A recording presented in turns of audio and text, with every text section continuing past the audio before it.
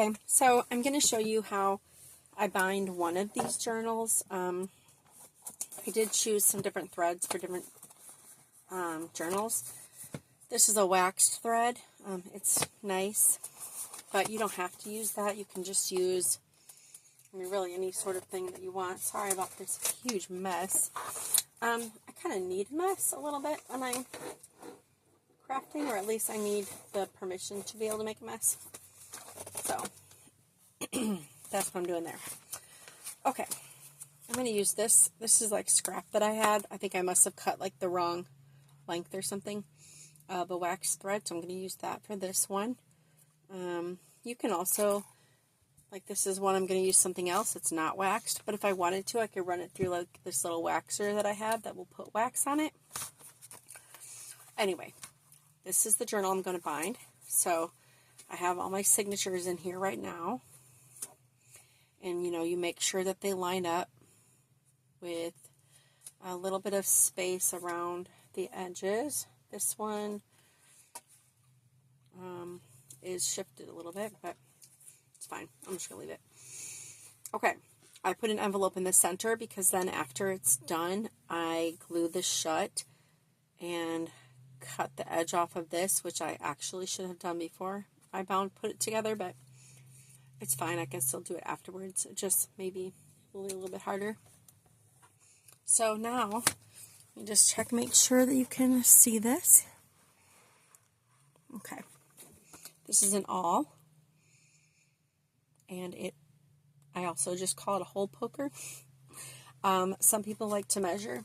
I don't care about perfection. So I eyeball it. I like to poke a hole in the center-ish first. And so I line it up in the crease. And then I watch it. I sort of fold this a little bit and I watch it and push to get through the binding, which I'm definitely not centered. I probably should have looked at that a little bit better, but it's really okay. Center-ish. Okay, centered-ish. And push this through a little bit more.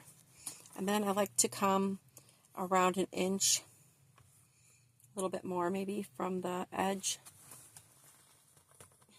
And carefully push it through. See?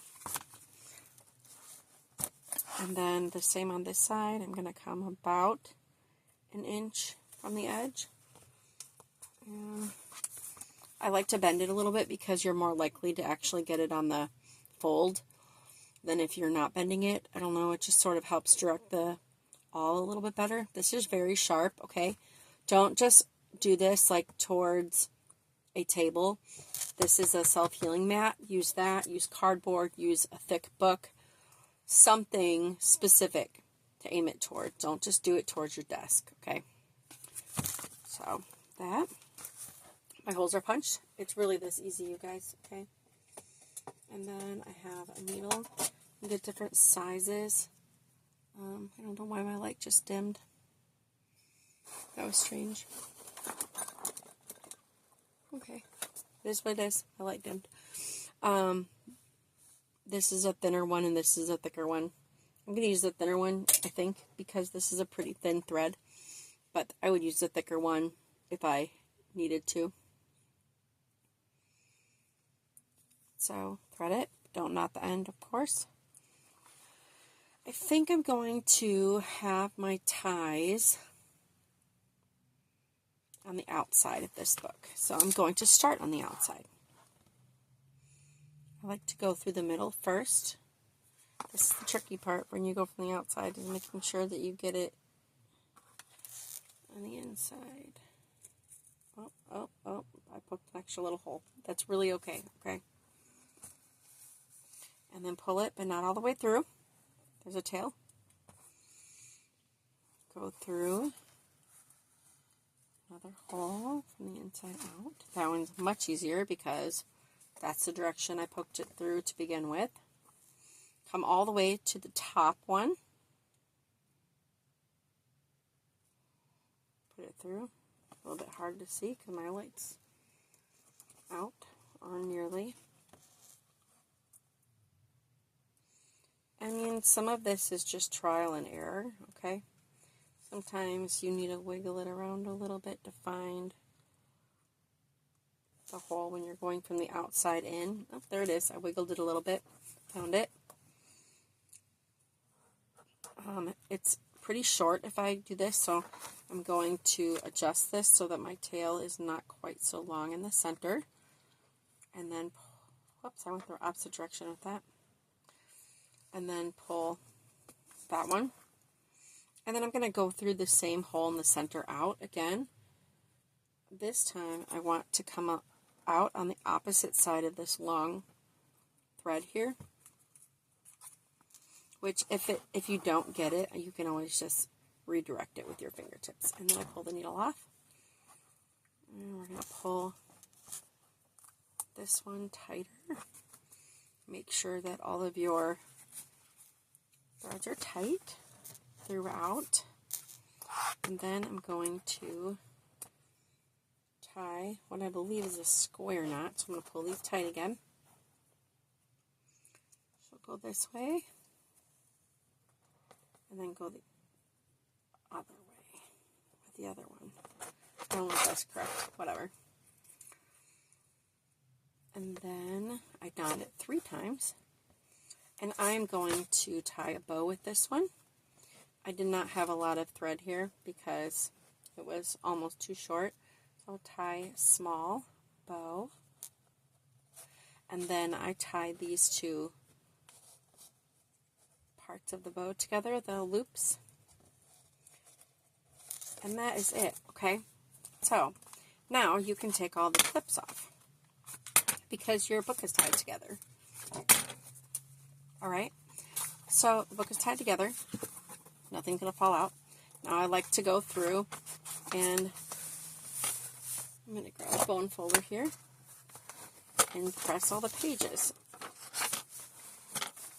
You don't have to do each one, like I've skipped 2 or 3 here and there, but you just want it to lay nicely when you go in either direction. So I'm going to go through the entire book from front to back and do this because it'll lay nicer. I don't know,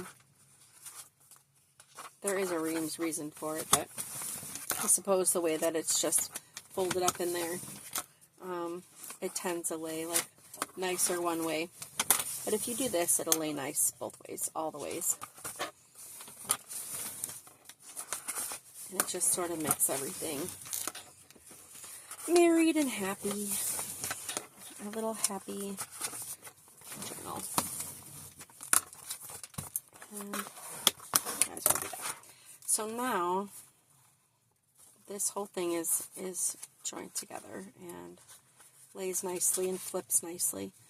So for the envelope on the inside, where that tie is, where did I put it? Here it is, the envelope. Okay, so there's this flap, and you see the stitching is on the inside. I'm going to take glue. I'm just going to use a glue stick. Oh, that glue stick's gone. Here we go. And then I'm going to glue this flap down. Okay.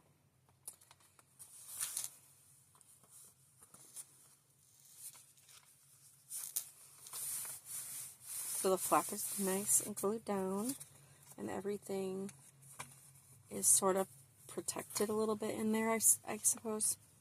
I don't know. I just like to do it this way.